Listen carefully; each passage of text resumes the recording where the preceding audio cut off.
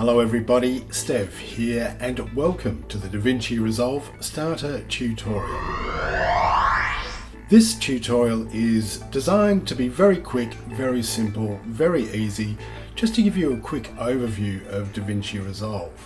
It's a huge program and we go into it in the next tutorial quite in depth, but just to show you how easy things are to get started, let's hop right in. Okay, so the first thing that we need to do is download and install DaVinci. Now, if you haven't done that, head on over to follow the download link and download that now. If you're on a Windows system, you may be prompted for some drivers and a wizard will come up, so just step through that and install the drivers, then open DaVinci Resolve. You should initially be immediately confronted with the opening project manager screen, and you'll see untitled project. Now you can organize this screen in a couple of ways. You can have it as a list items or you can have it as icons. So to begin with, click the untitled project and DaVinci will open up.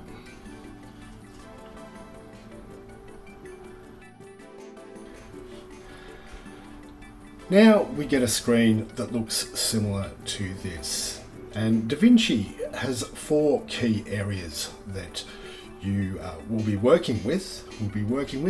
The media pool, which is where we can drop our media items in, the editing area, which is where we create our film, the color area, which we won't be doing anything on in this tutorial. However, it does play a key part because this is where we do a lot of our green screen work and some of the more complex color correction features. DaVinci is used by every Hollywood studio, so it's particularly for its color. Now, we finally have the delivery system. So you click on that and you can choose to customize YouTube, Vimeo. When you click those, they'll all automatically be set up for the different platforms. So that's a nice quick way to do it.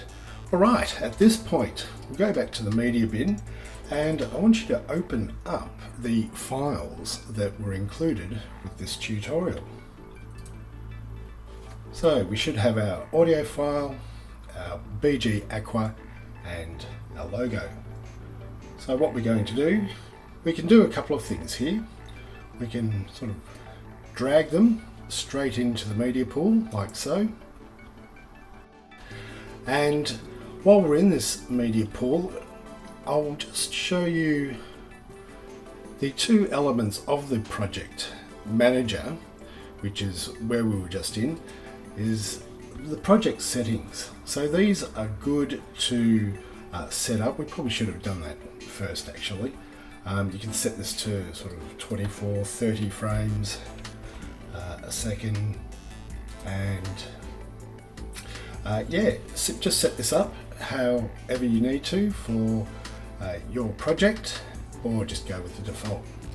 So we'll save that.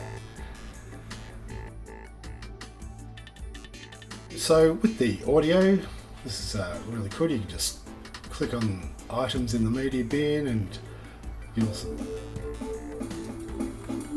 see the audio file there. Now we'll head into the editor area, and immediately if we wanted to get back and see what's in our media pool, we can just click the media pool button up there. And we also have the effects area, which is really handy because here's where we can put transitions and everything onto into the film. We can also add text here too, which we'll be doing really quickly. Okay, so with our media, we might also grab the background and you can drag this straight on to the timeline, and you'll see that appears there. So we can drop media in from the media pool, or we can drop it straight onto the timeline, which is really handy. So then we just move the play head back to the top and just play it through. It's maybe a little slower as I'm recording the screen, However, this is a loopable background which looks really nice, and as you'll see, we just get to the end and it stops. So what we can do here is if we select the clip, you'll see it comes up in the inspector. And if you've not seen the inspector, that's the inspector button, and this is where we can really play around with the actual clip itself. And these buttons on the side are quite important too, because these allow you to keyframe. And what keyframing is, let's say I click this particular, let's move the playhead back to the top, and I click the position. Right, that has just recorded that the position is 0. Right, all the settings here are 0. Now if we click this particular item here, the icon, this is the transform icon, that's got the background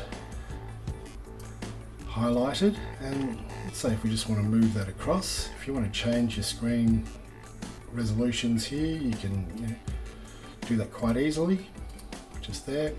So now we can see that the background is over there, and if we just move the playhead down a little bit, and then we move this back into the middle,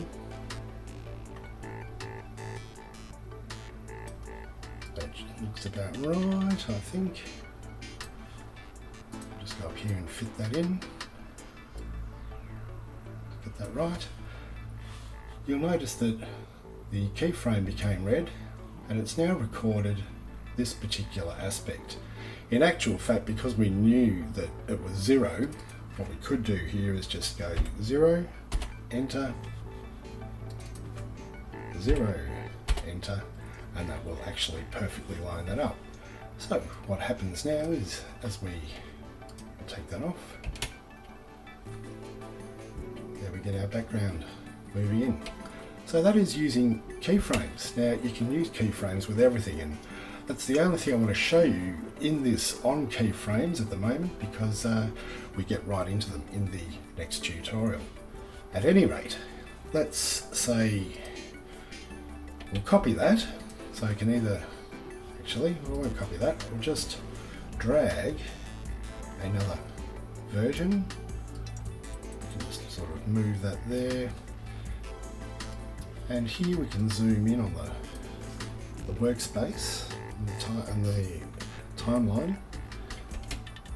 And if we just play that, that will seamlessly loop.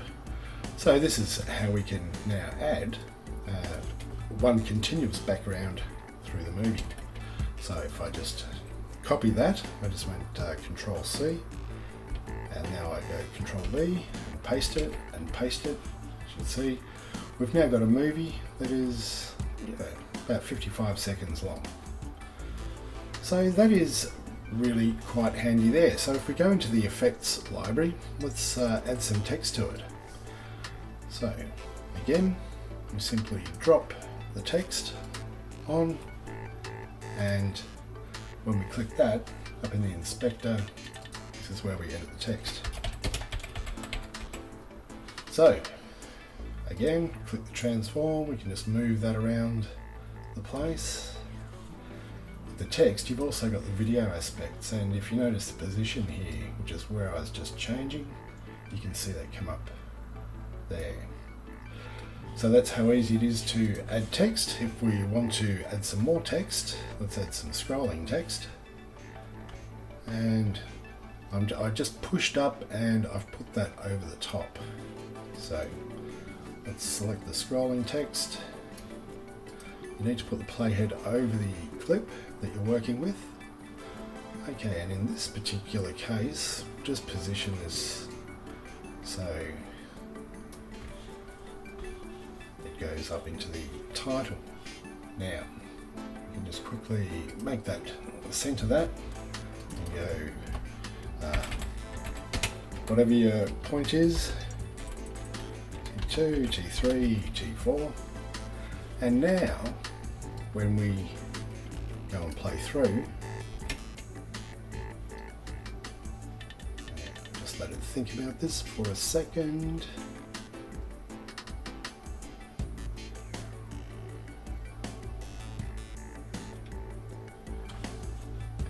and that may not have come out as clearly as it could have because of the screen recording. However, that will render really nicely.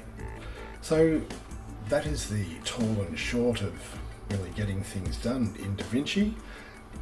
We might just quickly put some, okay, let's put a logo in there, and let's also drop some audio in there. So the audio you'll see down here, and we can just bring the workspace down a little bit.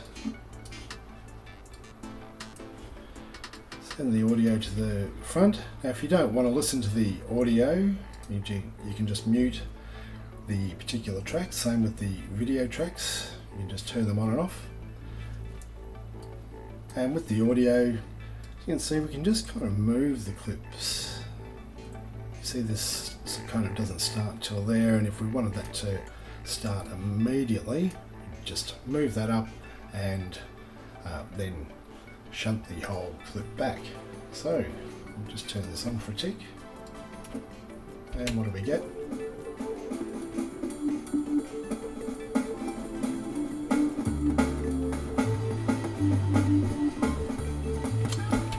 And that actually would have gone all the way through.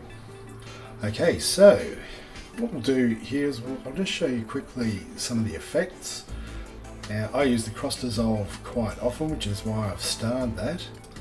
And let's say cross dissolve, you just drag these effects straight onto the clip. Okay, I'll turn this off now.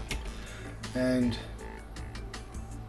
as you can see, there's the, yeah, that comes in quite nicely. Just put in there, and let's say we wanted to slowly increase the size here. I said I wasn't going to show you any more keyframing, however, this is really simple to do too. So if we just click that there, the zoom, and then we move the playhead down, and we just drag this to there, that's gone red, and when we play that through, can't quite tell from this, but that will just appear nicely and fade out. Alright, finally, let's say we've finished our movie and we're going to render it. Just before I do that, I might quickly here, I'll just cut this off at this point. So there's your splice tool. I get more into all of these in the next tutorial. So I'll just move that across there. Okay, the inspector, go back to deliver, and as I mentioned before, we can set this up for custom. If you're exporting to YouTube, click the YouTube icon and you can choose how to render this out. What we do here is we just call it, give it a name, so I'll just call this test for the time being, and just browse the location. So yeah, find your location and put it into there. And what we do is we add to the render queue.